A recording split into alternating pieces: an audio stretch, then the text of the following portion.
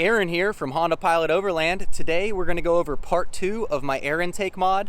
I was able to modify the stock air filter cover, and I was able to get it to where I think it'll protect from water and from any splashes underneath the hood, and while at the same time giving me an intake that is above stock, pretty significantly above the stock intake level. And for my purposes, I think this is going to be all the height increase I need to make me feel more comfortable in any water fording or any water crossings that I'm going to take my pilot in.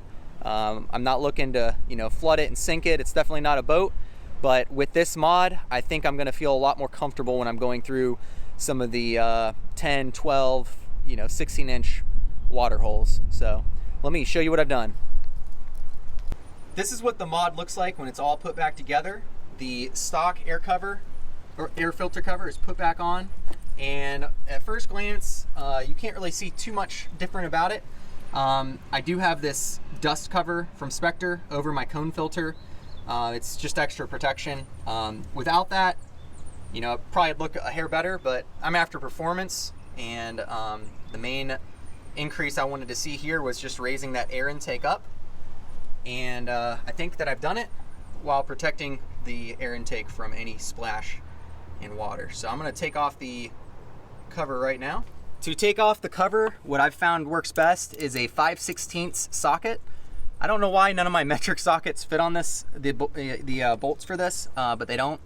And then a 6-inch extension here. My front two bolts here have actually rusted out, so they're not there. The cover isn't on, super secure. But I'm just gonna take off these back ones. For my purpose, I'm just using this as kind of like a splash shield, so it should be just fine. And then, like I said, I'm gonna go to the junkyard. I'm gonna grab another one of these air filter covers, and that way I can return my vehicle back to stock. Most of the mods I do, I kind of keep it to where I can return the vehicle back to stock. So that's everything that's holding mine together. I'm probably gonna get some sort of a bolt with a wing nut on it for this front here. But so I'll show you. It just kind of lifts up and off. You can see the U shape that I cut into the stock filter. It slides over the cone.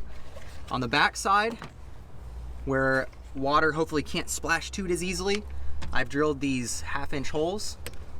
And then on the back side, same thing. I've drilled these 1/2-inch holes. I'm hoping, the idea here is that I'm protecting the filter from the top and a good bit from the side. So if there was some sort of massive surge of water that came up and into here, a good portion of the cone filter would be protected. And maybe, hopefully with how I have this designed, the air ram that's happening at the front, hopefully is still pushing some fresh air to this area where the cone filter is pulling air. But so far, it sounds a little meatier when I accelerate, and I haven't noticed any, serious ramifications. I would say it revs a little easier, it gets, higher in RPMs, a little faster when I put the pedal down. But other than that, I haven't noticed any negative consequences yet. If you watch my previous video and you buy the exact same cone filter that I did, I actually used this portion right here as an adapter to adapt from this size down to the 3-inch Spectre filter that I got.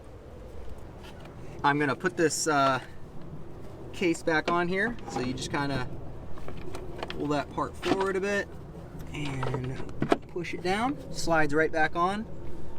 Take your socket here, get it started. On my last off-road adventure, I drove through some puddles. They weren't quite as deep as some of the ones I've been on before, but when I checked the cone filter when it wasn't protected, just with this mesh cover here, it did a pretty good job. It didn't have any splashes on it. So, like I said, I think this is a pretty safe side of the car.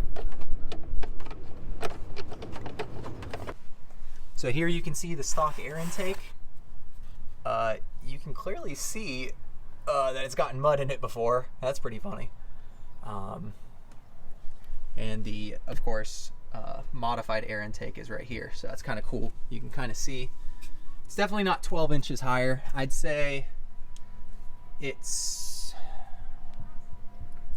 I don't know, 6 or 7 inches higher, but the main thing is it's better shielded and it's less likely to take a catastrophic amount of water onto it. So I think my design here does a couple of good things. I think that I get a little bit of that fresh air from that scoop at the front that the stock air intake traditionally takes advantage of while you're driving on the interstate.